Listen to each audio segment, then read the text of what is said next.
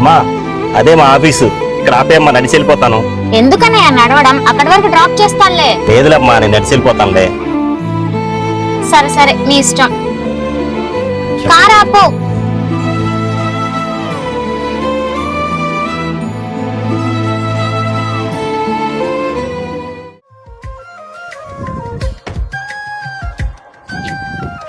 చెల్లెమ్మా ఇదిగో, నీకు నచ్చినవి కొనుక్కో తల్లి. సరే అన్నయ్య.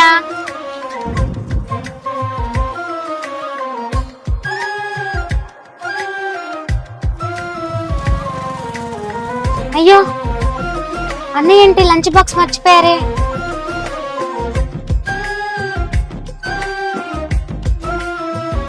అన్నయ్య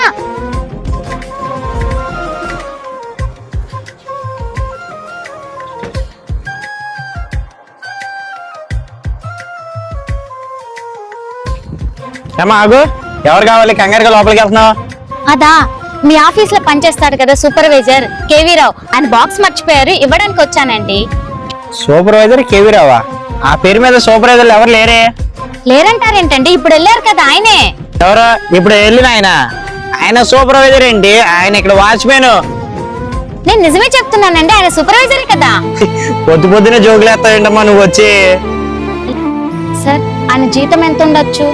జీతం అంతా 12,000 తిప్పి కొడతాయి. అవన్నీ నీకెందుకు? అది నేను వాళ్ళ చెల్లినండి, అందుకే అడిగాను. ఓ ఆ చెల్లి నువ్వేనా? ఆఫీస్ లో అందరి దగ్గర అప్పులు చేస్తూ ఉంటాడు, ఎందుకని అడిగితే చెల్లి కోసం అని చెప్తాడు. చెల్లేంటి ఇక్కడికి వచ్చింది?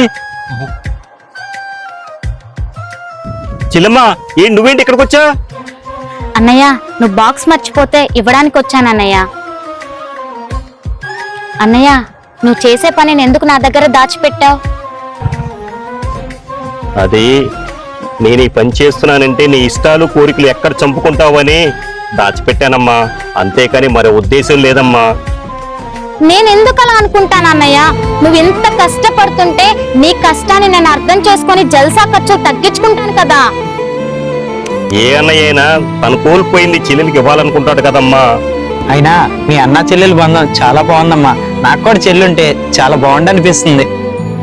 అన్నయ్య ఈ డబ్బులు వద్దు నాకు, ఎవరి డబ్బులు వాళ్ళకి ఇచ్చేసేయ్.